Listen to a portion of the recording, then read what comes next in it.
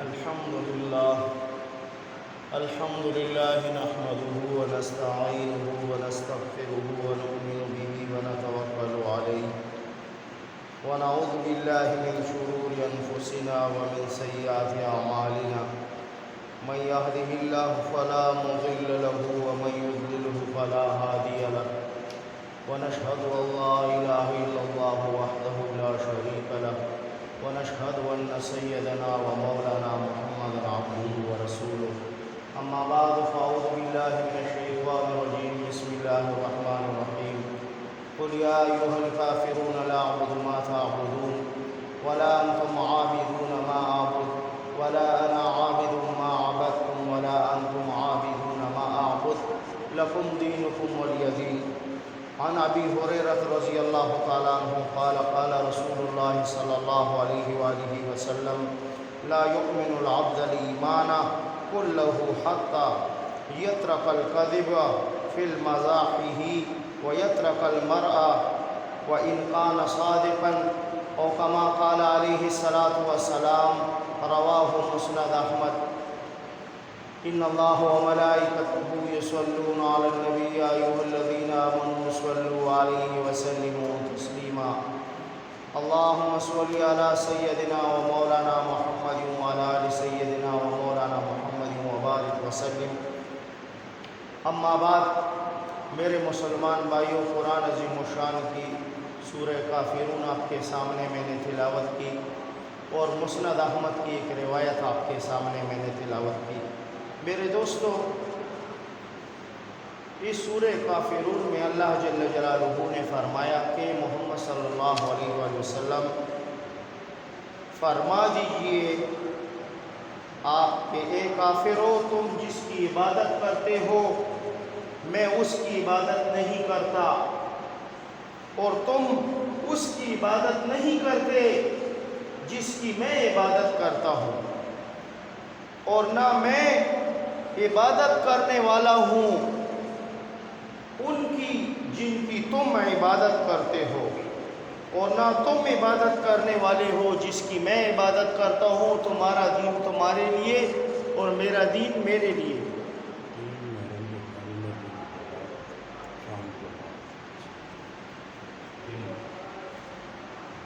میرے دوستو، اور ایک روایت میں نے آپ کے سامنے تلاوت کی مسند احمد کی.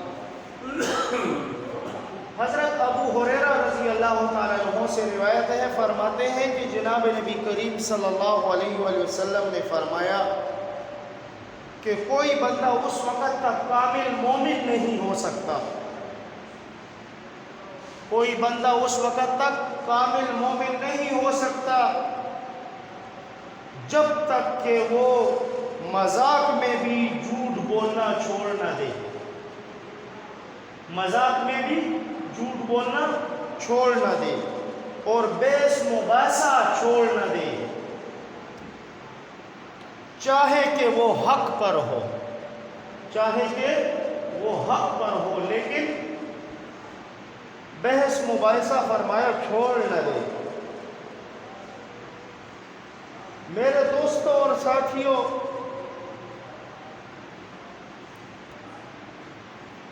یہ حدیث مبارکہ جو آپ کے سامنے تلاوت ہوئی تو اس میں دو چیزوں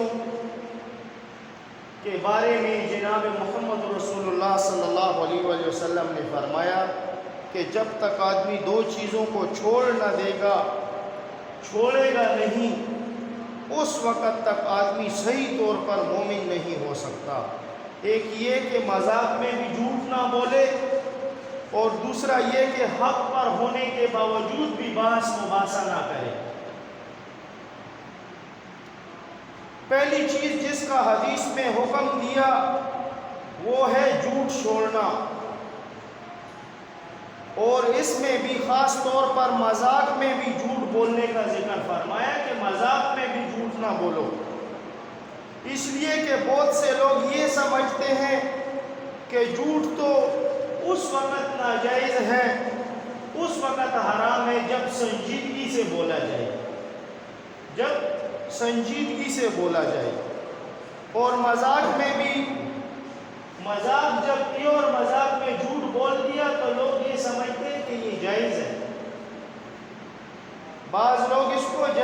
سمجھتے ہیں جن کو پتہ نہیں ہے.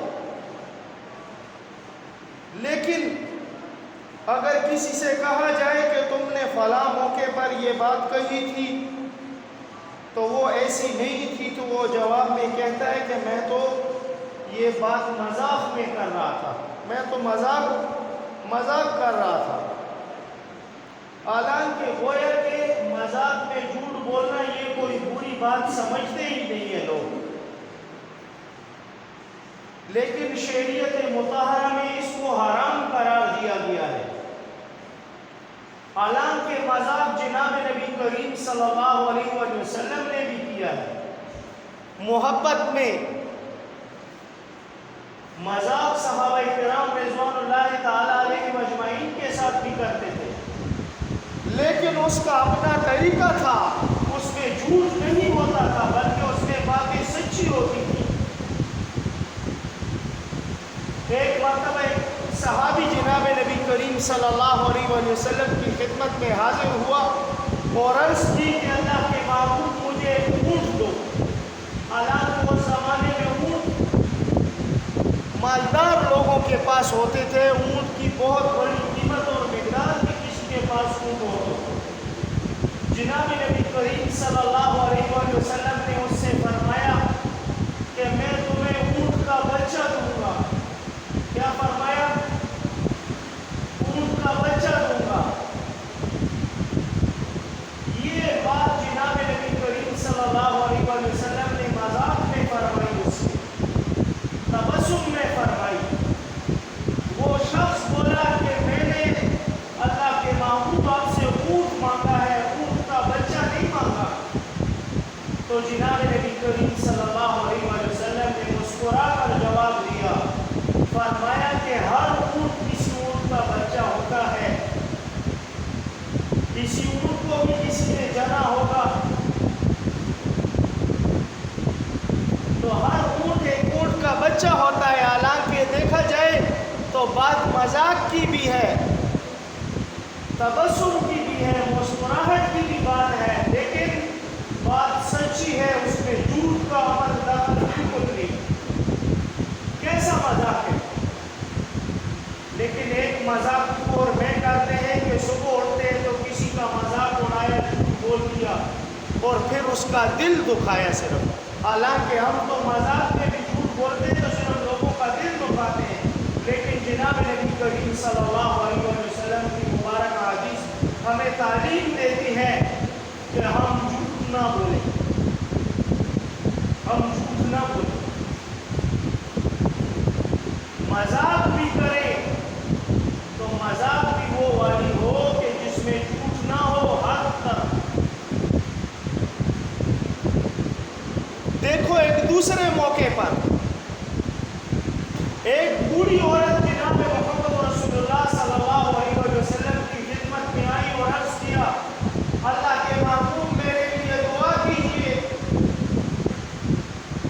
کہ میں جنت میں جاؤں.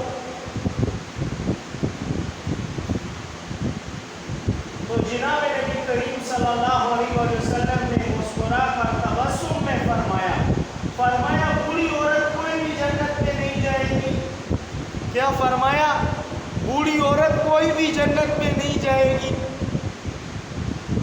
تو جب دیکھا کہ اس عورت کے چہرے کے تاثرات بدل گئے، غمگین ہو گئی، ایک دم جناب نبی کریم صلی اللہ علیہ وسلم نے فرمایا بلکہ تم جنت میں جاؤ گی جوان ہو کر. جنت میں کوئی بوڑھا نہیں ہوگا، سب جوان ہوں گے.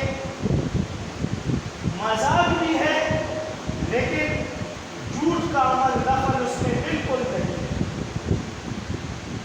مذاق بھی ہے لیکن جھوٹ کا عمل دخل اس میں بالکل نہیں ہے. اور اس جھوٹ کو چھوڑنا چاہیے. فضول بحث مباحثہ سے حدیث مبارکہ میں منع فرمایا گیا ہے. یہاں تک کہ حق پر ہونے کے باوجود بھی آقا علیہ السلام نے فرمایا کہ کامل مومن وہ نہیں ہو سکتا کہ حق پر ہونے کے باوجود بھی وہ بحث مباحثہ نہ کرے. بحث مباحثہ نہ کرے حق پر ہونے کے باوجود بھی. وجہ اس کی کیا ہے؟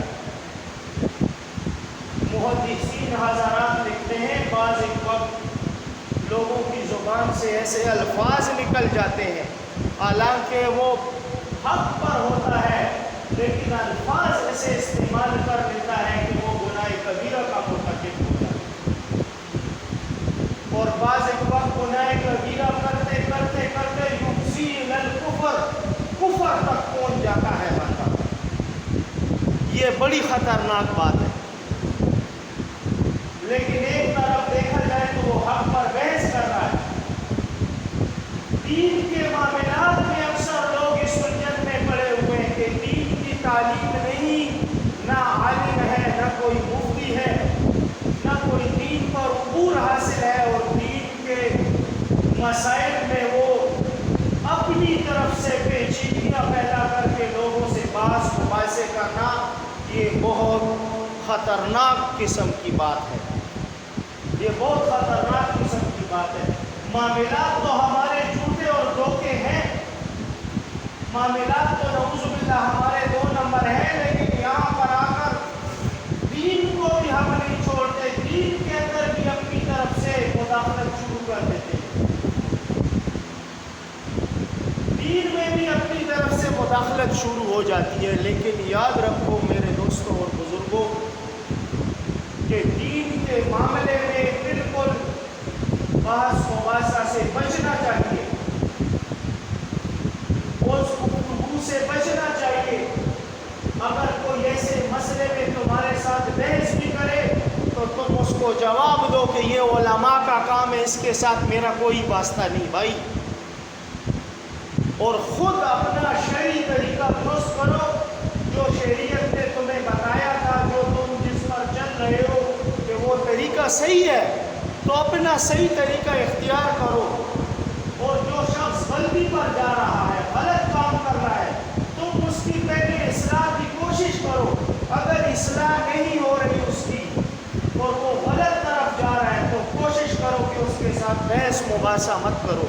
بہت زیادہ بحث مباحثہ کی وجہ سے لوگ ضد میں آ کر، ضد اناد میں آ کر منہ سے وہ الفاظ بول دیتے ہیں کہ جو شریعت مطہرہ میں بالکل حرام الفاظ ہیں۔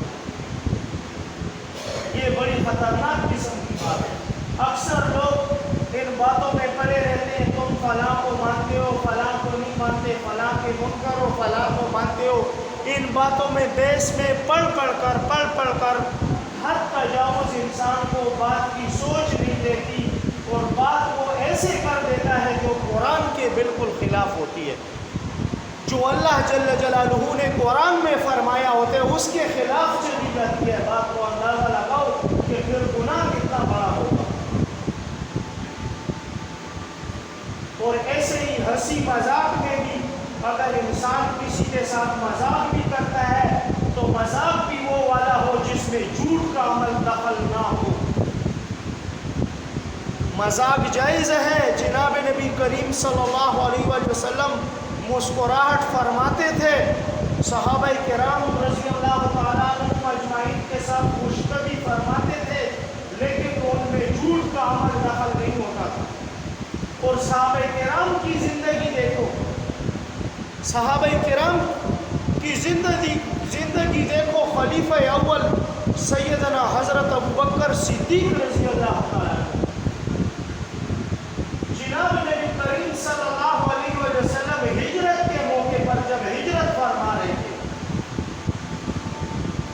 آپ روانہ ہیں اور کافروں نے ایک دام مقرر کیا ہوا ہے کہ نام کہ جس نے جناب نبی کریم صلی اللہ علیہ وآلہ وسلم کو پکڑا تو 100 اونٹ انعام میں دیے جائیں گے اس کو۔ ہجرت کے موقع کی بات ہے یہ، 100 اونٹ اسے انعام میں دیے جائیں گے جس نے جناب نبی کریم صلی اللہ علیہ وآلہ وسلم کو پکڑا۔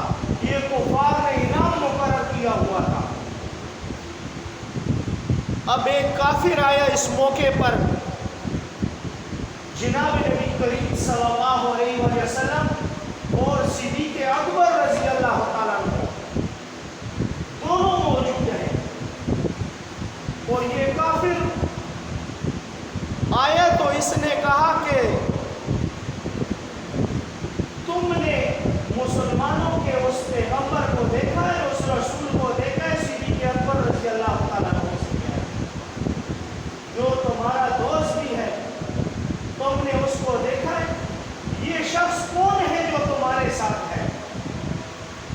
جناب نبی کریم صلی اللہ علیہ وآلہ وسلم کی طرف اشارہ کر کے کہا اس کافر نے کہ یہ شخص کون ہے جو تمہارے ساتھ ہے؟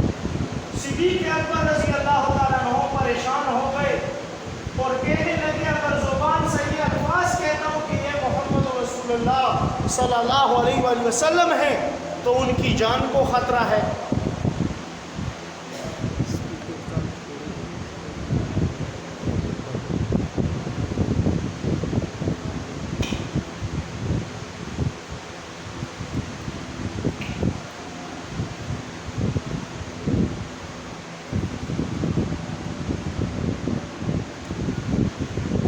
اگر منہ سے الفاظ نکالتا ہوں کہ یہ محمد رسول اللہ صلی اللہ علیہ وآلہ وسلم ہے تو جناب نبی کریم صلی اللہ علیہ وآلہ وسلم کی زندگی کو خطرہ ہے، کیونکہ ان کے سر پہ 100 اونٹ مقرر کیے ہوئے ہیں نا۔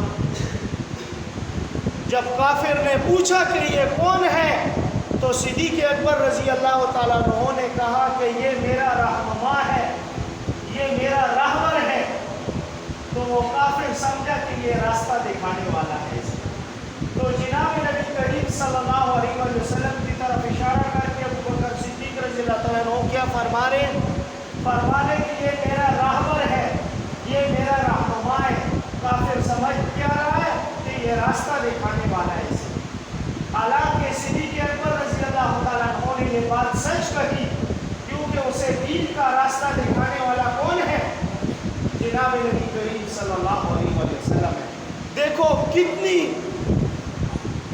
ایسے خطرناک موقع پر کہ اب اسے پتا ہے کہ جان کو خطرہ ہے، 100 اونٹ مقرر ہے جان کی قیمت، لیکن اس جگہ پر بھی جھوٹ نہیں بولا بلکہ دیکھو ایک قولیہ اختیار کیا اور حق بات کی اور کہا کہ یہ میرا رہنما اور میرا راہبر ہے۔ تو صدیق اکبر رضی اللہ تعالیٰ عنہ کی اس بات کو سوچو، دین کا راستہ دکھانے والا ہے۔ جناب نبی کریم صلی اللہ علیہ وآلہ وسلم دین کا راستہ دکھانے والا ہے، راہبر ہے، رہنما ہے۔ تو وہ کافر سمجھا کہ یہ کوئی عام شخص ہے راستہ دکھانے والا، واپسی چلا گیا۔ حالانکہ اس کافر کو یہ پتہ چل جائے کہ یہ جناب محمد رسول اللہ صلی اللہ علیہ وآلہ وسلم ہے تو فوراً اسے گرفتار کرتا، نعوذ باللہ، کیونکہ اسے 100 اونٹ ملنے تھے۔ لیکن دیکھو صحابہ کرام کی زندگی کہ موت کے سائے تک پہنچ کر بھی انہوں نے کبھی زبان سے جھوٹ نہیں نکالا، تخت دار تک پہنچنے کے باوجود بھی جھوٹ منہ سے نہیں نکالا۔ میرے دوستو، ہمارا یہ دین ہمیں یہی سکھاتا ہے۔ یہ حدیث مبارکہ اس وجہ سے میں نے آپ کے سامنے تلاوت کی ہے کہ حضرت ابو ہریرہ رضی اللہ تعالیٰ عنہ سے روایت ہے، فرماتے ہیں کہ جناب نبی کریم صلی اللہ علیہ وسلم نے فرمایا کہ بندہ اس وقت تک کامل مومن نہیں ہو سکتا جب تک وہ 2 باتیں چھوڑ نہ دے، ایک جھوٹ بولنا اور دوسرا حق پر ہونے کے باوجود بھی بحث مباحثہ نہ چھوڑے۔ تو بحث مباحثہ اتنی خطرناک چیز ہے اور جھوٹ بولنا بھی یہ اتنی خطرناک چیز ہے۔ اکثر ہمارے معاشرے میں یہ 2 بیماریاں بالکل عام ہو چکی ہیں۔ ہر وقت لوگ مسجد میں دیکھو بحث میں، حالانکہ یہ کام اس کا نہیں ہوگا، یہ کسی مفتی کا کام ہوگا، عالم کا کام ہوگا، یہ اپنی طرف سے اس میں مداخلت کرے گا، اپنے معاملات کو نہیں دیکھے گا کہ میری زندگی کے معاملات شریعت کے مطابق ہے یا نہیں، میں کتنا حقوق اللہ کا خیال رکھتا ہوں اور کتنا حقوق العباد کا خیال رکھتا ہوں، کتنا مجھ میں حقوق اللہ ہے اور کتنا حقوق العباد ہے مجھ میں۔ لیکن نہیں، دوسرے کے عیب تلاش کر کے اپنی وہ بحث اسی کے اوپر ٹھوک دی۔ اسی وجہ سے حدیث مبارکہ میں اس سے منع فرمایا گیا ہے کہ بحث مباحثہ سے بچو، کہ تم حق پر بھی ہو تب بھی بحث مباحثہ مت کرو۔ اور یہاں تک کہ قرآن کریم نے یہ فرما دیا، دیکھو کفاروں کے متعلق یہ صورت نازل ہوئی تھی سورہ کافرون کے جس کا نام بھی سورہ کافرون رکھا گیا، لیکن اس کے آخر میں کیا فرمایا گیا؟ لکم دینکم ولی دین، تمہارا اپنا دین اور میرا اپنا دین۔ کفاروں کو ایسی بات کہی جا رہی ہے، تم تو ایمان والے ہو، تم تو ایمان والے ہو۔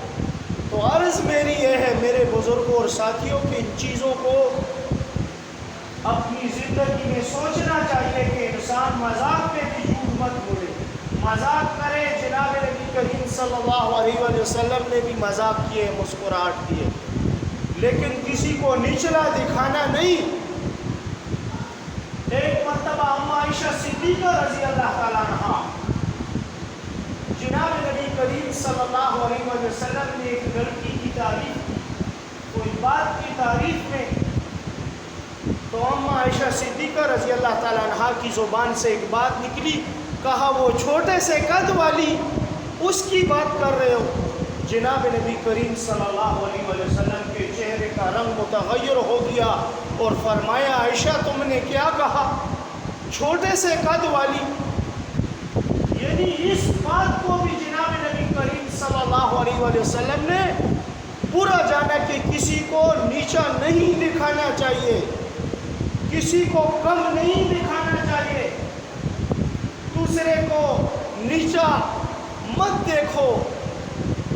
تو عرض میری یہ ہے میرے بزرگوں اور ساتھیوں کہ ہماری زبان سے ایسے الفاظ نہ نکلے جو دوسرے مسلمان کے لیے غم اور دکھ کا سبب بنے۔ اکثریت سے ایسے الفاظ نوجوانوں کے منہ سے نکلتے ہیں جو بزرگوں اور سفید ریشوں کے دل پر زخم لگا دیتے ہیں، اور پھر جب انہیں ہوش آتی ہے تو اس بزرگ کے منہ سے بدوا نکلی ہوتی ہے۔ تو ان بدواؤں سے بچنا چاہیے، اپنے ماں باپ کا، اپنے بزرگوں کا احترام بھی کرنا چاہیے، اپنے قوم کے بزرگوں کا بھی احترام کرنا چاہیے، اپنے دین کے بزرگوں کا بھی احترام کرنا چاہیے۔ میرے دوستو، جب اولیاء اللہ کی بات آتی ہے تو محمد ابن سیرین رحمہ اللہ یہ بہت بڑے تابعین میں سے ہیں۔ بخاری، مسلم اور ابو داؤد میں بہت روایات ان سے ہیں۔ محمد ابن سیرین بہت بڑے فقیہ اور محدث تھے۔ دن میں اپنی خانقاہ میں جب بیٹھتے تھے، اللہ کے ولی تھے، دن میں جب خانقاہ میں بیٹھتے تھے لوگ ان سے حدیث اور فقہ کے مسائل جب سیکھنے آتے تھے تو ہر وقت ان کی زبان پر ایک مذاق اور تبسم رہتا تھا۔ تو اکثر طلباء یہ سوچتے تھے، طالب علم جو آتے تھے ان کے پاس تبع تابعین میں سے جو تھے وہ آتے تھے ان سے سیکھنے کے لیے، تو اکثر یہ کہا کرتے تھے حضرت جب بھی دیکھتے ہیں تو آپ کے چہرے پر مسکراہٹ اور تبسم ہوتی ہے۔ لیکن وہی طالب علم لکھ رہے ہیں بخاری، ابو داؤد اور مسلم کی شرح میں حالات میں لکھ رہے ہیں کہ محمد ابن سیرین رحمہ اللہ دن کو تو مسکراہٹ اور تبسم کی حالت میں ہوتے تھے، رات کو پوری رات ان کی رونے کی آوازیں ان کی خانقاہ سے آتی تھی، پوری رات سجدے میں پڑے رہتے تھے، اللہ کے سامنے روتے اور گڑگڑاتے رہتے تھے۔ لیکن میرے دوستو، ہم تو نہ دن میں اگر مذاق بھی کرتے ہیں تو وہ بھی دھوکہ اور جھوٹ، اور رات کو پھر ہم ایسے ہی سو جاتے ہیں، نہ اللہ سے دعائیں مانگتے ہیں، نہ کوئی تہجد پڑھتے ہیں۔ میرے دوستو، اپنی زندگی کے معمول بدلو، اللہ کے واسطے رات کو اٹھو، اللہ کے سامنے رو، 1-2 رکعت پڑھو تہجد، اور اپنے معاملات صحیح کرو۔ جب تک میں اور تم اپنے معاملات صحیح نہیں کریں گے ہمارا یہ ملک صحیح نہیں ہو سکتا، ہماری یہ دعائیں قبول نہیں ہوں گی۔ ہماری یہ دعائیں اس وجہ سے قبول نہیں ہوتی، ہمارے معاملات صحیح نہیں ہیں، ہمارے معاملات میں دھوکہ اور فریب اور جھوٹ ہے سب۔ اللہ جل جلالہ ہم سب کو ان باتوں پر عمل کی توفیق عطا فرمائے۔ وآخر دعوانا الحمدللہ رب العالمین۔ سنت ادا کرو۔